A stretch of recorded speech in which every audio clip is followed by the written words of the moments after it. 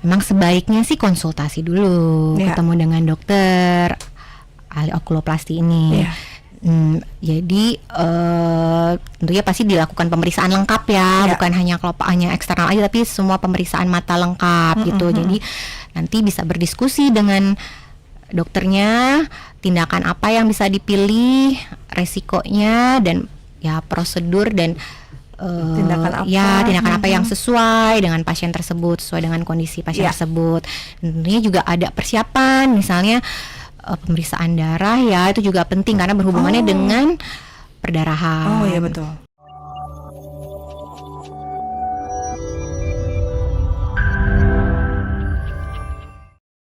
Terlihat oleh kita mungkin yang mengganggu ya, seperti tadi kok kalau nunduk nulis ketutup gitu ya, itu kan nyata ya. Kemudian mungkin yang bisa sangat kita perhatikan juga di bawah kantung mata gitu, atau Anda merasa terganggu ketika berias karena kelopak matanya nggak single eyelid tadi gitu ya. Itu hal yang bisa kita lihat ya. Bisa, betul. Secara penampilan ya, secara kosmetik kalau itu. Tapi kalau udah sampai mengganggu fungsional ya tadi, misalnya tangannya merah, terus mulai mengganggu penglihatan, bisa sampai bahkan buram sih Mbak Rara, bisa mengganggu penglihatan. Oh iya. Gitu. Pada kelainan kelopak tertentu. Yang paling sering saya lihat juga gitu, maaf, kadang-kadang kanan kiri tuh mata berbeda ukuran juga. Itu apakah juga masuk di sini atau? Betul sekali Mbak Rara, masuk ke dalam okuloplasti ya, dalam subspesies okuplasti. Misalnya contohnya pada mata ptosis, ya asimetris ptosis itu juga bisa dikarenakan bawaan lahir atau kongenital. Jadi sejak kecil sudah tampak berbeda kelopak matanya kiri dan kanan. Gitu. Kalau misalnya sudah mengganggu penglihatan, itu memang sebaiknya sudah harus segera diperbaiki sih Mbak Rara, karena bisa mengganggu perkembangan penglihatan kepada anak-anak. Gitu. Tapi ada juga yang memang baru muncul saat dewasa.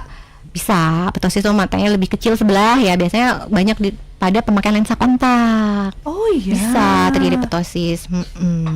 Oh, kenapa jadi matanya turun ya, karena tergesek-gesek dengan lensa kontaknya jadi membuat kelopaknya fungsi kelopak dari ototnya jadi berubah gitu. I see.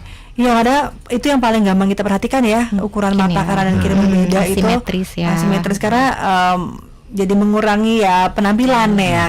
Ada persiapan pasti kita lakukan nggak? Ada kayak puasa lah, apalah, atau datang aja dulu yang penting, atau bisa langsung operasi saat itu juga, atau bagaimana? Oke, baik. Sebenarnya tentunya ada ya persiapan Mbak Rara. Memang sebaiknya sih konsultasi dulu, ketemu dengan dokter ahli okuloplasti ini. Jadi tentunya pasti dilakukan pemeriksaan lengkap ya, bukan hanya kelopaknya eksternal aja, tapi semua pemeriksaan mata lengkap gitu. Jadi nanti bisa berdiskusi dengan dokternya, tindakan apa yang bisa dipilih, resikonya, dan ya prosedur dan tindakan apa yang sesuai dengan pasien tersebut, sesuai dengan kondisi pasien tersebut.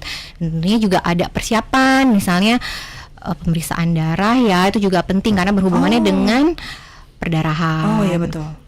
Nanti lalu misalnya ada obat-obatan tertentu juga Mbak Rara yang harus di stop. Biasanya kalau udah usia kan minum pengencer darah tuh, misalnya itu juga harus darah tinggi segala macam itu ya. Kalau darah tinggi nggak apa-apa, tapi pengencer darah sih terutama. Jadi harus di stop karena hubungannya ke kontrol perdarahan ya, kurang lebih seperti itu. Jadi tetap harus konsultasi dengan dokter. Tetap harus bisa sendiri ya. Bisa sih, harus ketemu dulu. Nanti bisa diskusi pilihan prosedur apa yang bisa cocok untuk pasiennya. Kurang lebih gitu.